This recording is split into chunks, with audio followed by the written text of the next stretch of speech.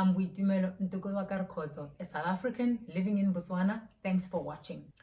After I recorded my last video on my first experience using a menstrual cup, which I will link up here, I received a number of queries from my family and friends about how to use a menstrual cup. So today I thought, let me look into the basics of using a menstrual cup. This is a menstrual cup. You get them in different types and sizes. When you use a tampon, you insert it, it collects your menstrual fluid, and when it's full, you remove it and you flush it down the toilet. If you're using sanitary pads, you use it, it collects your menstrual fluid, and when it's full, you roll it up into a small lipstick size, you wrap it with a tissue or you wrap it in a plastic, and then you throw it in the bin. Now, most of the times, the material used to make sanitary pads are not biodegradable, and what this means is that when you throw it in the bin, that's not the end of it. It gets thrown into landfills, and even years after you've discarded it, it still exists, which is not healthy for our environment. Then the menstrual cup collects your fluid. When it's full, you empty it, you wash it, and you insert it. So it's great because you are able to use it over and over again.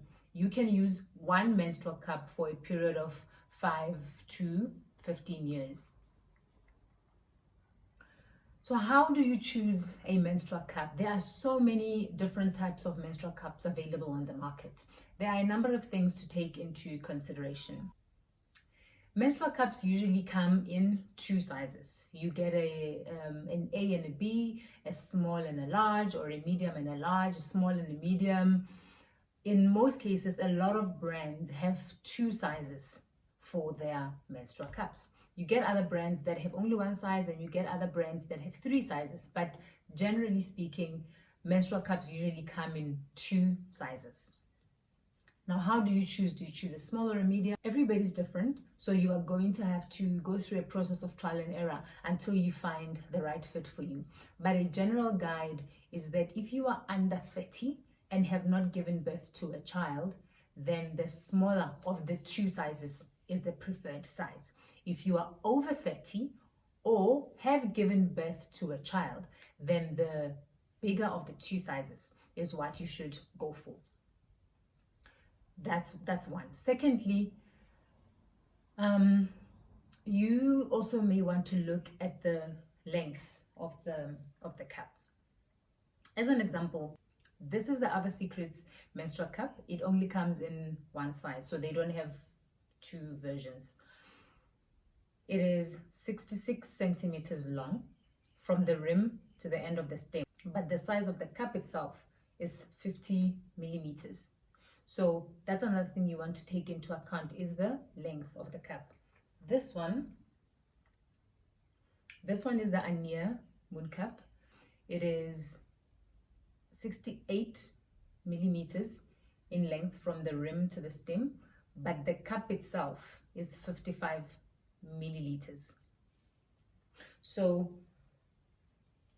in order to determine which size in terms of the length of the cup you're to use, you need to know the size of your cervix, and measuring your cervix is pretty easy.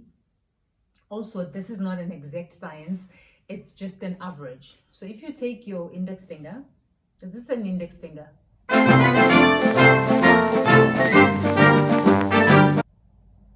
Is this an index finger or a forefinger? Okay. So if you take your finger and you stick it into your VJJ, you are looking for a knob, something that almost feels like the top of your nose.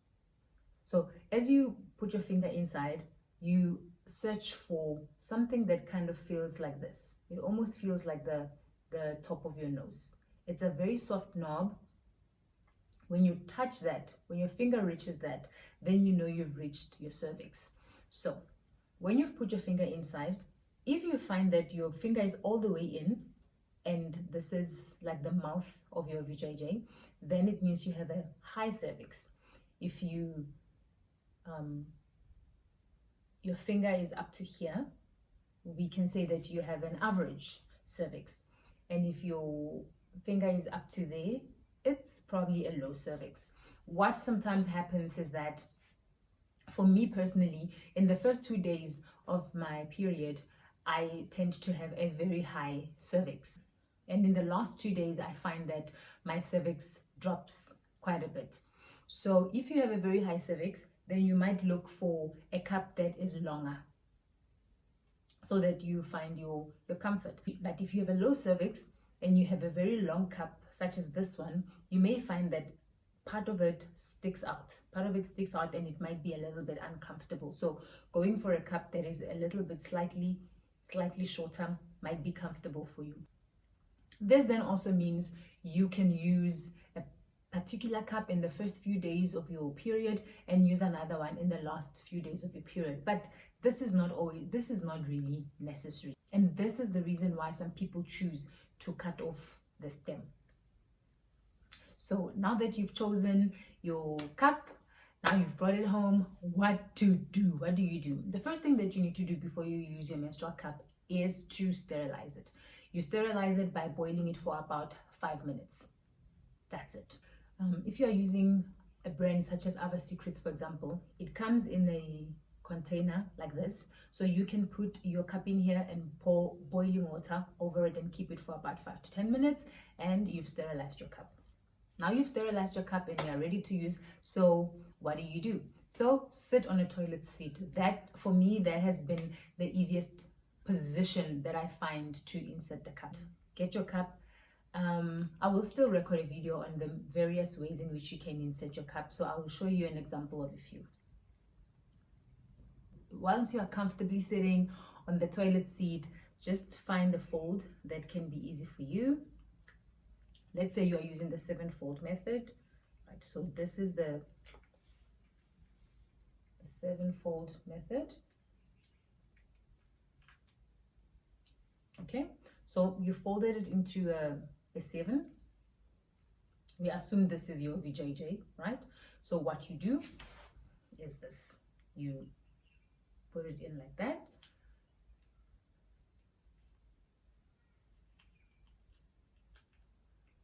And so this is how you put it in. And to make sure that it's open, just press on it. Just press the bottom part here. This part here, just press on it. Press on it like this. What you can also do is you can put your finger and run your finger around the base and just do this to make sure that it is open. And that's it. If you find that you have a very high cervix, you can put it all the way in, including the stem, so that a little piece of the stem is left sticking out. Don't worry, your vajayjay is not a black hole that has no end. This is not going to go missing inside there. So don't stress. That is really not something to worry about. And that's it. How do you remove your cup? So your cup is in, it's full, and now you want to take it out. Same way, I'd suggest you sit on the toilet seat for ease of removal. Okay, this is a bit of a messy process, just fair warning. So what you do, because I keep my stem in, I use the stem to guide me. So I pull a little bit gently on the stem, like this. And then when it's a little bit out, I use my fingers to pinch the bottom. What you do, when you pinch the bottom, you are removing the suction. You will find that a lot of menstrual cups have these suction holes. Okay. Right. So when you pinch the bottom part here, the suction releases. So you pinch it and then you can pull it a little bit. What I then do, because then it's sometimes a bit too big to pull out just like that, it can be very painful, I then fold. So I then hold it like this and I fold